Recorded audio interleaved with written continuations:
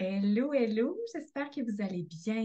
Je viens vous parler aujourd'hui. En fait, je cherchais depuis un certain temps de quoi j'allais vous parler.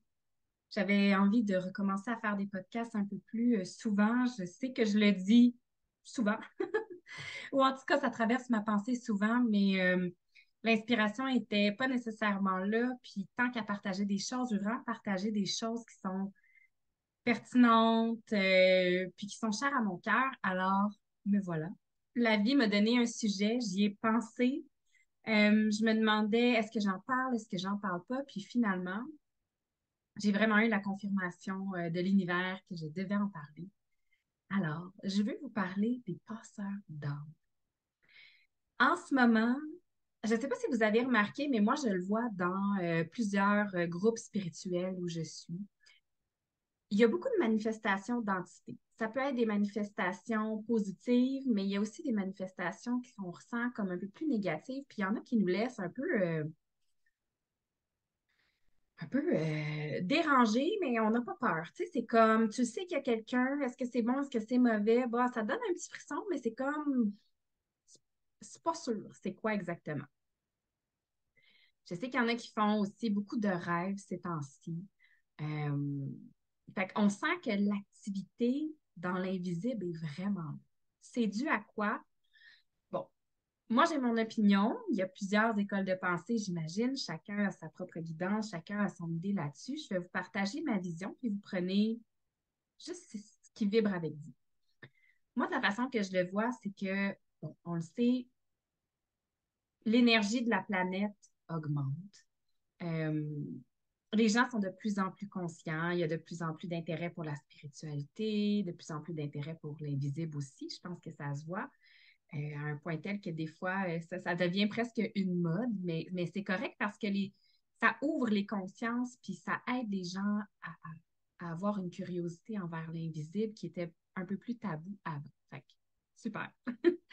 Euh, mais avec cette ascension-là aussi, ça fait en sorte que ça réveille beaucoup de choses, si on peut dire. Et puis dans l'énergie, comme dans tout, il y a de la lumière et il y a de l'ombre. Et il y a aussi l'entre-deux. Comme vous savez, on a vécu beaucoup de choses dans les 2 dernières années avec tout ce qui s'est passé avec la pandémie, etc. Et moi, quand la pandémie a commencé, puis qu'on voyait le nombre de décès à la télé, puis tout ça, j'avais eu la réflexion de me dire, en tant que passeuse d'âme, oh mon Dieu, qu'on va avoir de la job. J'avais regardé mon chum, j'avais dit, mais ils s'en vont où, toutes ces âmes-là, en attendant? Tu sais, comme dans ma tête, on n'était pas assez en ce moment pour tout le travail à venir. Parce que, c'est une âme qui décède, puis qui n'est pas nécessairement prête dans son cheminement, a besoin d'être accompagnée. Elle va être accompagnée de ses guides de lumière, oui, mais des fois, elle est prise entre. Puis ça, encore là, c'est vraiment ma vision. Moi, de la façon que je le ressens et de la façon quand j'entre en contact avec ces âmes-là, qu'elles soient décédées récemment ou pas, c'est qu'il y a souvent un entre-deux. Euh, Puis dans cet entre-deux-là, quand les âmes ne sont pas tout à fait conscientes qu'elles sont décédées, ou si elles ne l'ont pas accepté, ça peut être difficile. C'est comme si elles vont rester l'autre. Tu sais, imaginez-vous que vous êtes dans votre maison, là, puis qu'il y a quelqu'un de l'autre bord de la porte patio. Tu sais. Fait que- puis là, la personne vous parle, vous ne l'entendez pas nécessairement parce que le verre il est épais, mais tu sais, vous sentez qu'il y a quelqu'un qui vous observe chez vous. C'est un peu ça. C'est un peu ça avec, je vais dire les âmes errantes, mais c'est ça. Celles qui ont besoin de lumière, c'est que elles aussi, elles voient la vie, mais ils n'ont pas tout à fait accepté qu'ils ne sont plus dans une incarnation terrestre à cause de la maladie, à cause d'un départ soudain. Ça, tu sais, ça peut être avec, justement, bon, comme je disais, la maladie, un accident, ça peut être un suicide aussi parce qu'on sait que avec la pandémie, tout ce que ça a apporté aussi une détresse au niveau mental, au niveau sentimental. Il y a des gens qui se sont carrément enlevé la vie. Euh, mais qui n'ont peut-être pas réalisé, même si c'était un souhait en eux d'arrêter de souffrir, qui n'ont pas réalisé où est-ce qu'ils étaient rendus là en ce moment. Alors, qu'est-ce que ça fait? Ça fait que que je remarque, c'est que présentement, même si ça fait 2 ans de cette pandémie-là, il y a encore beaucoup de travail à faire. Il y a encore beaucoup de gens qui sont en chemin dans leur propre ascension. Et là, comme les gens qui ont en eux une mission de passage d'âme, ben, les, comment je dirais ça? Les âmes vont être attirées vers elles. Fait que si toi, tu as des dons, et je pense que chacun on en a, mais simplement un peu comme autre chose, on le développe ou on le développe pas, tout dépendant de où est-ce qu'on est rendu dans notre vie. Mais si dans ton chemin de vie, toi, dans ton incarnation, c'était prévu que tu aides à faire passer les âmes, bien, en ce moment, tu peux avoir, je m'en vais dire des symptômes, mais je trouve ça poche un peu vous parler de pandémie. Je trouve ça cheesy. Je vous parle de pandémie, puis après ça, de symptômes de passeur d'âme. Tu sais. Mais c'est un peu ça, tu sais, c'est que les âmes vont venir à nous, puis là, tu vas comme avoir c'est ça, des petits symptômes. Là, tu sais, tu peux sentir une extrême fatigue. Une chose que j'ai vraiment remarquée, moi, ça me le fait beaucoup ces temps-ci, et j'ai parlé avec d'autres personnes, en fait, qui viennent me voir et qui me disent, Karel, je sens qu'il y a quelque chose chez nous. Je sens pas que c'est mauvais, puis je sens pas que c'est bon non plus. Je sais juste comme pas quoi faire avec ça. Mais une chose est sûre, c'est que depuis quelques jours, je sens que ici, comme au niveau du chakra couronne, c'est comme si on me chatouille ou qu'on me flatte, tu sais. Ben, c'est ça.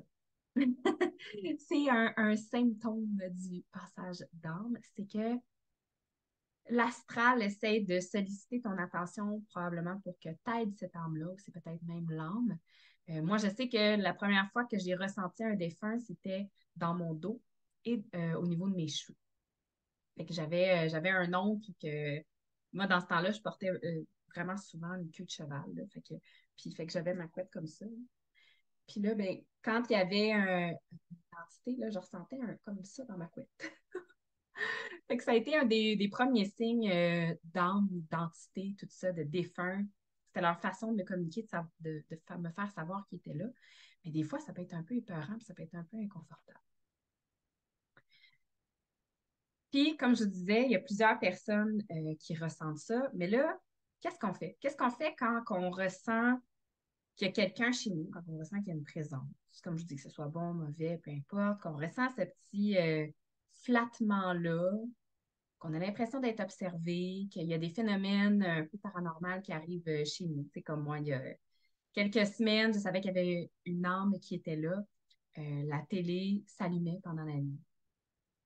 Tu sais, des fois, ça peut être euh, justement une lumière qui s'allume. Tu t'es couché, tu pensais que tu avais fermé la lumière de ta hotte de poêle, puis tu te lèves en plein milieu de la nuit parce que la lumière est allumée, puis que ça te titillait dans l'œil.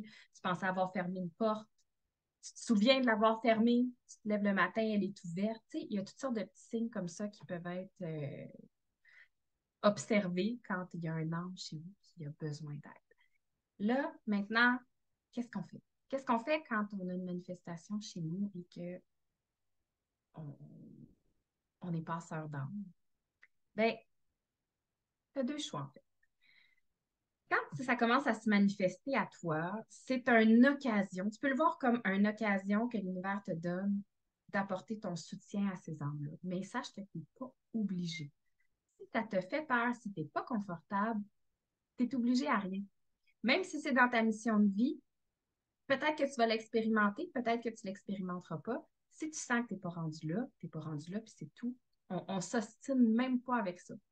À la limite, tu fais appel à une médium pour t'aider, qu'elle te dise quoi faire ou qu'elle fasse elle-même le passage d'âme. Tu recherches quelqu'un en qui tu as confiance, tout simplement, ou quelqu'un vers qui ton intuition va te guider. Si tu te ressens l'appel puis tu te dis, ouais, moi, je suis capable d'aider, ben, pour moi, dans le passage d'âme, c'est vraiment, vraiment simple. Moi, je suis pour la spiritualité simplifiée. Euh, oui, ces personnes-là, oui, ces âmes-là ont besoin d'aide, mais ça n'a pas de besoin d'être là-bas. Dans le fond, moi, la façon que je procède, c'est que tout simplement, je vais m'équiper d'une chandelle blanche. Je vais l'allumer. Puis, bon, certaines personnes aiment se connecter directement à l'énergie, savoir c'est qui, c'est quoi, mais moi, je ne ressens pas ce besoin-là. Si vous voulez le faire, vous pouvez le faire, il n'y a pas de problème. Puis surtout, si vous êtes à la découverte de vos dons, ça peut être intéressant de le noter dans un cahier. Maintenant, si vous en avez beaucoup de manifestations, vous allez trouver ça long de noter dans un cahier. Fait que, encore là, je suis pro-intuition, vous suivez votre émotion du moment. Peut-être que des fois, vous allez avoir envie de connecter avec l'âme, d'en savoir plus sur son histoire puis de l'aider à passer. D'autres fois, vous allez juste sentir que, garde, on circule, tu sais, on circule, let's go l'ascension. Donc, moi, ce que je fais, c'est que je prends une bougie blanche, je me fais une bulle de protection naturellement. Je demande toujours l'aide d'un archange et d'un défunt. Donc, moi, dans mon cas, je demande toujours l'aide de l'archange Métatron et de ma maman qui est décédée.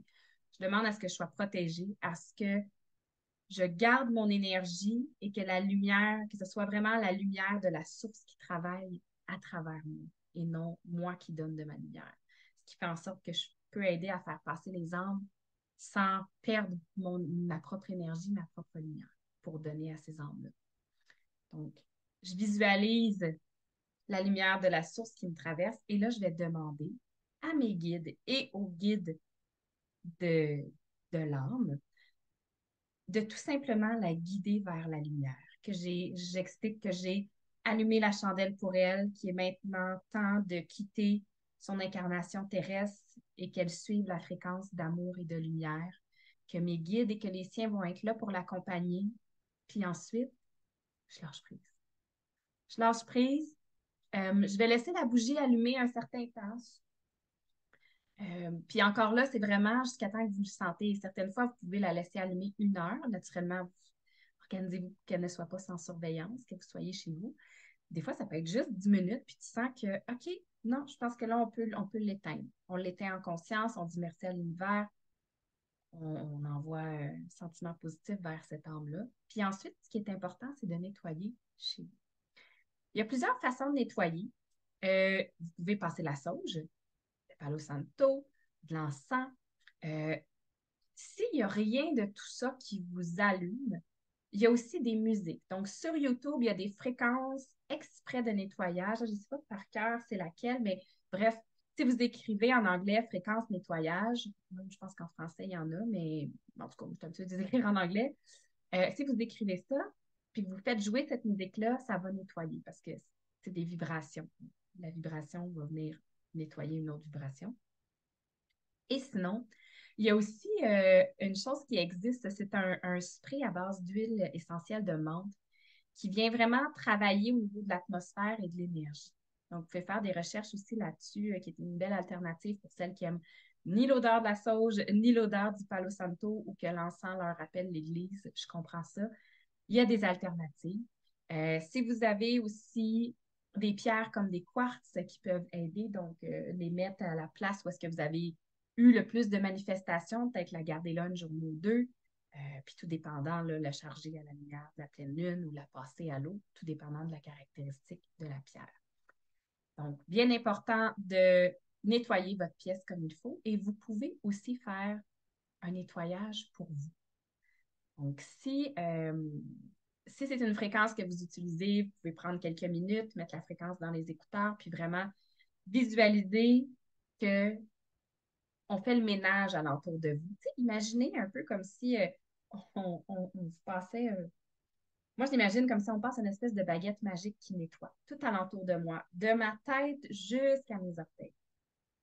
Si vous préférez avoir, si vous faites votre purification avec Palo Santo, sauge, encens, vous le faites littéralement sur vous. Là. Comme, je vais prendre, j'ai une pierre à côté de moi, là, mais c'est vraiment, tu prends ton bâton, là, puis moi, je fais ça comme ça. Je vais aller travailler vraiment au niveau du chakra couronne en premier, en redescendant jusqu'au chakra racine. Donc, je vais passer comme ça, comme ça. Souvent, je vais même aller faire mes bras comme ça, mes mains. Il y a beaucoup, beaucoup d'énergie qui reste chargée dans les mains et dans les pieds. On n'y pense pas nécessairement quand on se purifie, mais la vérité, c'est que c'est ça. Il y a beaucoup d'énergie qui reste là. Fait je vais passer comme ça. Je vais faire l'autre côté. Puis là, naturellement, ben, je me lèverai. Je ferai la même chose avec mes jambes. Je vais même aller jusqu'à lever mes pieds puis passer. Tu sais, vraiment, j'accote mon pied ici sur mon genou, là, puis je vais passer comme ça alentour de mon pied. imaginez faire vos racines si vous ressentez le besoin. Puis vous pouvez sentir aussi, faire comme si vous receviez une nouvelle lumière dans votre bulle. Donc, moi, j'aime bien imaginer que je reçois une belle lumière blanche qui remplit ma bulle de protection. Je remercie mes guides. Puis voilà, tout simplement. Alors, c'est ce que j'avais envie de vous partager aujourd'hui, ce petit cours 101 de passage d'âme. Si jamais vous avez des questions, si vous expérimentez des choses comme ça et que vous avez envie d'en parler, ben n'hésitez pas à soit écrire en commentaire si vous voyez cette vidéo sur ma chaîne YouTube. Si vous êtes plutôt sur Spotify, vous pouvez toujours venir m'écrire sur ma page Facebook Pure Connexion par Karel. Bref, si vous avez envie de partager ce genre d'expérience avec moi, j'adore ça. Puis, je vous souhaite une excellente journée et j'espère que ces informations-là vous ont aidé. À bientôt.